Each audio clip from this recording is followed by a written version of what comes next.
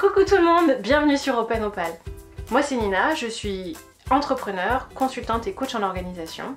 Et ici je m'adresse à tous ceux qui sentent bien qu'il doit y avoir d'autres moyens de travailler que ce qu'on vit aujourd'hui dans les entreprises, mais qui savent pas vraiment comment s'y prendre, ce qu'ils peuvent faire, par où attraper le problème. Si c'est votre cas, vous êtes au bon endroit.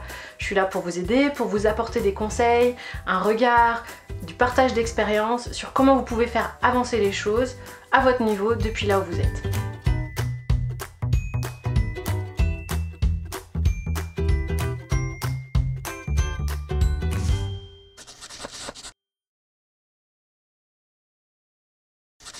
Alors dans une organisation normale, la structuration de l'organisation, de l'entreprise est souvent comme ça, c'est-à-dire une espèce de pyramide où quand on est en bas, on prend trop cher, et plus on monte, plus on est content, plus on a des sous, de la liberté, du pouvoir, plus c'est la grosse fête. Sauf qu'en vrai, ce qui s'y passe plutôt, ça ressemble plutôt à ça.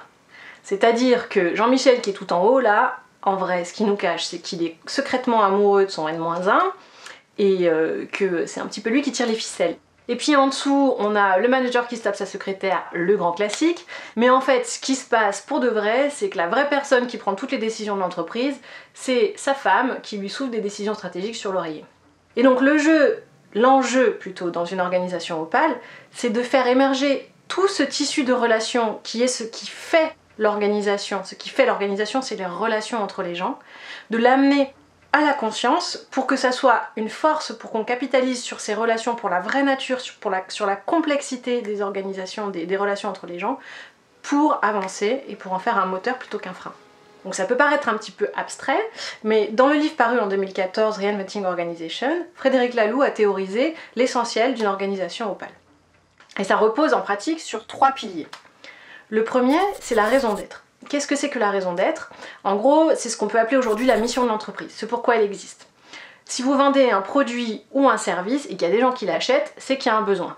S'il y a un besoin, c'est que vous avez bien une raison d'exister. C'est cette raison d'être, la proposition de valeur, ce que vous proposez au monde, ce que vous apportez, ce à quoi vous avez envie de contribuer. Dans une organisation Opal, on met cette raison d'être au centre de toutes les décisions stratégiques. Ça permet de remettre le sens, ce fameux sens que les jeunes cherchent, que tout le monde cherche dans la crise du travail, de le remettre complètement au centre, de manière constitutive de votre organisation, pour qu'il s'évapore le moins possible. On y reviendra, mais le sens c'est quelque chose qui s'évapore si on n'y fait rien. Et donc là, en le remettant by design et en revenant tout le temps dessus, à chaque fois qu'on se pose une question sur comment orienter la gouvernance de notre entreprise, on aide à ce que tous les membres de l'organisation puissent se reconnecter à ce sens de manière plus présente, plus continue. Donc ça, c'est ce que font les entreprises à mission. Mais les organisations Opal vont plus loin que ça. Parce que dans le deuxième pilier décrit par Frédéric Laloux, on parle d'autogouvernance. Alors ça, c'est ce qui fait le plus peur aux dirigeants, mais ils ne devraient pas, parce que c'est aussi ce qui leur permet d'être le plus puissant. L'autogouvernance, ça veut dire quoi? Ça veut dire qu'en gros, il n'y a pas de manager. Et comment on fait pour faire ça? Ça repose sur un saut, un très grand saut conceptuel, qui est assez facile à comprendre, mais difficile à faire. L'idée, c'est qu'on va découpler le monde des hommes du monde des rôles. C'est-à-dire que plutôt que de dire qu'on a Jean Bernard qui est le directeur de l'unité production, Jean Bernard va juste être une personne et on va mapper tous les rôles dont a besoin l'organisation, toutes les tâches dont a besoin l'organisation, et chaque personne va pouvoir venir piocher dans cet ensemble en fonction de ce qu'il sait faire, ce qu'il aime faire et les besoins du projet. Donc tout ça peut être mappé dans une base de données et ça permet beaucoup de choses de faire cette scission. La première chose que ça permet, c'est que chaque personne va pouvoir évoluer un petit peu comme il veut en fonction de là où il y a des besoins et de ce qu'il a envie de faire. Donc on flexibilise énormément la montée en compétences ou l'évolution des membres de l'organisation en interne. Ce que ça permet surtout, et ce qui est super important, c'est qu'enfin on a un moyen de déconstruire le prestige social attaché au manager.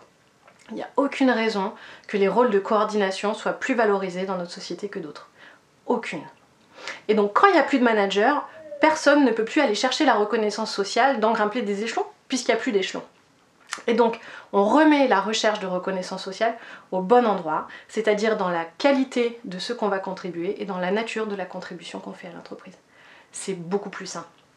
Ce que ça permet aussi, c'est d'avoir une organisation qui est très agile, parce que plutôt que de faire sans arrêt des réorganisations et de reproposer comment reconfigurer la façon dont on travaille, la structure de l'entreprise, en fait on a quelque chose de dynamique, des nouvelles tâches émergent, quelqu'un s'en empare ou une petite équipe, et puis quand il n'y en a plus besoin, on se reporte sur d'autres tâches. Donc la réorganisation est intégrée de nouveau dans le design de l'organisation. Mais la raison d'être et l'autogouvernance ne peuvent pas fonctionner sans le troisième pilier, qui est le plus fondamental, mais qui est aussi le plus difficile à appréhender, parce qu'il est dans un domaine qu'on a du mal et pour lequel on est moins formé, qui est le domaine du développement personnel, ou de la posture, ou de l'être, en fait. Alors j'aime pas le traduire, parce que je trouve qu'il n'y a pas de bonne traduction en français, donc je vais rester sur le terme wholeness. Et en gros, ça veut dire quoi? Ça veut dire pouvoir être vraiment soi-même. Il y a quelques années, Google a lancé une très grande initiative qui visait à identifier quels étaient les ressorts des équipes les plus efficaces sur tous leurs salariés.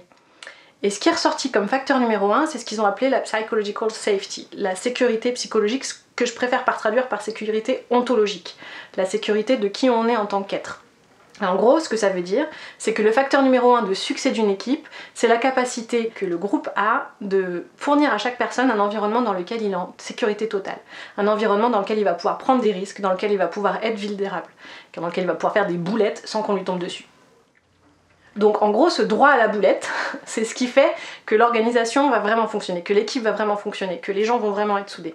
Et ça, il y a plein de manières dont on peut un petit peu artificiellement aller essayer de favoriser ça. On peut faire du team building, alors si c'est fait avec attention, mais ça repose surtout sur la capacité dont les personnes individuellement à rentrer en eux-mêmes pour assainir les relations qu'ils ont avec eux-mêmes et qu'ils ont avec les autres.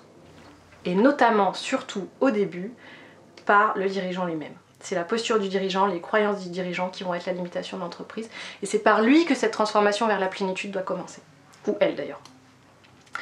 Bon, alors là, on a un petit peu dressé le tableau idéal d'une organisation opale, une organisation qui a la raison d'être au cœur de toutes ses décisions, un système d'autogouvernance qui lui convient et qui fonctionne bien, et des gens qui sont chez eux comme au travail, sans aucune distinction, et qui sont complètement capables d'être pleinement eux-mêmes dans cette organisation-là.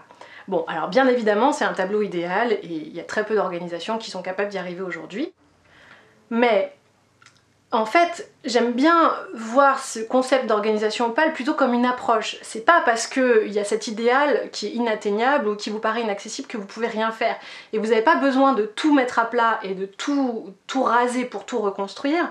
En fait, la meilleure approche, c'est qu'à chaque moment où vous avez besoin de prendre une petite décision, aller chercher quel serait l'éclairage, comment je pourrais faire ça en mode opale. Donc là par exemple je dois recruter quelqu'un, comment est-ce que je pourrais un petit peu tweaker le processus de recrutement là où je suis, là où j'ai de l'espace en fonction de ma position, si je suis manager, si je suis salarié, si voilà, en fonction du pouvoir qu'on me donne, comment est-ce que je peux tweaker un petit peu ça pour aller mettre des principes opales dans la façon dont on travaille petit à petit pour que les pratiques changent là où je suis, déjà pour que vous vous sentiez bien dans votre entourage direct, et puis pour que cette bulle de se sentir bien puisse diffuser, grandir et être adoptée par d'autres membres de l'organisation jusqu'à sa totalité. Bon voilà, ça y est, maintenant vous savez ce que c'est qu'une organisation opale. Si vous avez aimé, pensez à nous aider en mettant un petit pouce, ça nous permettra de gagner en visibilité et de pouvoir toucher un plus grand public pour que ces modèles organisationnels puissent diffuser le plus largement possible. Pensez aussi à vous abonner pour rien rater de toutes les autres petites vidéos qu'on vous a prévues. Et puis si vous avez envie de vous lancer dans l'aventure, vous pouvez nous rejoindre. Open Opale, c'est avant tout un collectif d'entrepreneurs qui s'entraident pour avancer vers la réinvention des organisations ensemble. C'est gratuit, j'ai mis le lien en barre d'infos, vous pouvez nous rejoindre avec grand plaisir. Sur ce, je vous laisse et je vous dis à la prochaine fois.